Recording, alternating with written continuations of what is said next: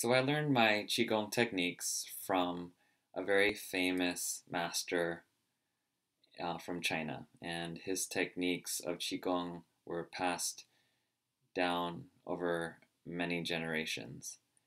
And he said I couldn't teach, or we couldn't teach, all the Qigong techniques because you need a master nearby to watch over the people doing it just in case something went wrong. But they said we could teach the deep breathing exercises, and that's what I'm going to share today.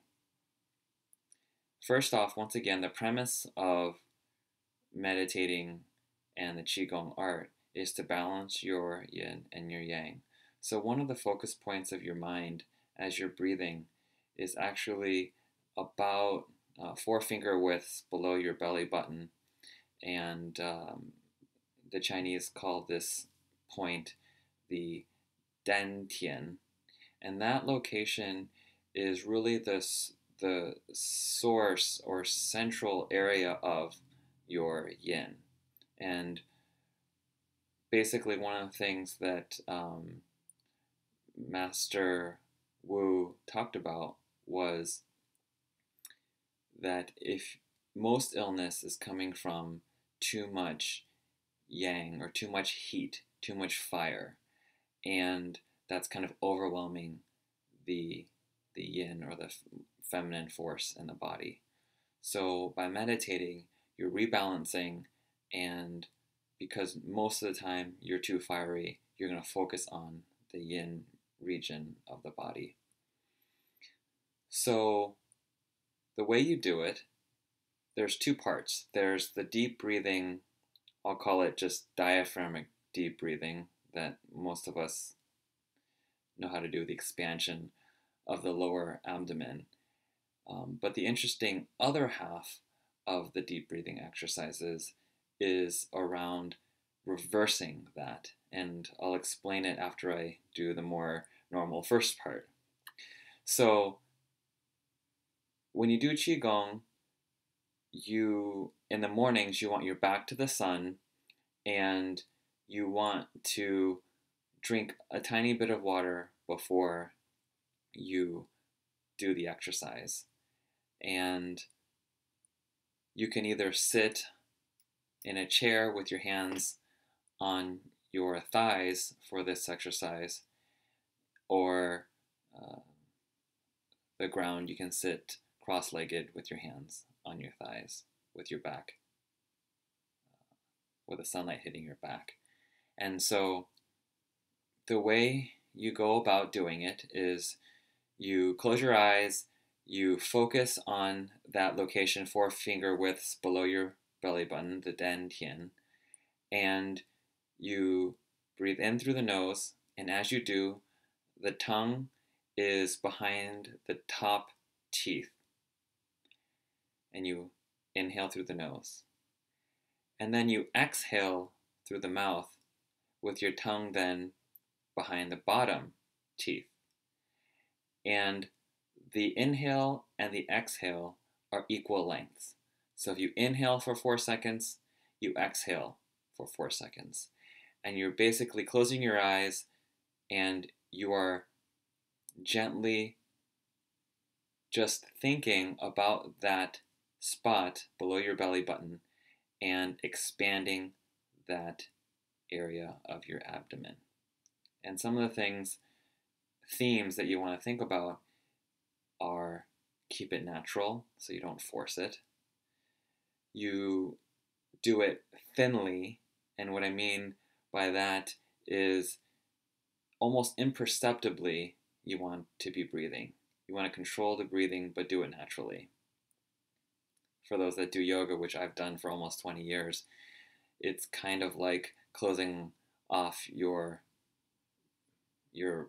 airways just so slightly and controlling that breathing, but doing it very naturally. So that's the deep breathing parts, the first part. And for those that have never done meditation before, that can be very difficult to just sit and not be thinking about 10,000 things at one time, which in today's society of social media and smartphones, it's tough to get away. But I find having done meditation every day now for like a year, it's wonderful to clear the mind and allow the mind and the brain to heal itself. That's the first part. The second part, after you do it for, let's say, a few minutes, you go to reverse diaphragmic breathing, which is doing the same thing except for on the inhale through the nose, instead of expanding the abdomen, you're actually reversing that. So you're bringing the abdomen in and focusing on the dantian and bringing that in as you're inhaling through the nose with the tongue on the behind the top teeth, and exhaling out through the mouth with your dantian area expanding. So it's the opposite. And this is a non-medical person talking, but having done a lot of different types of exercise, yoga, Pilates, a lot of physical fitness activities,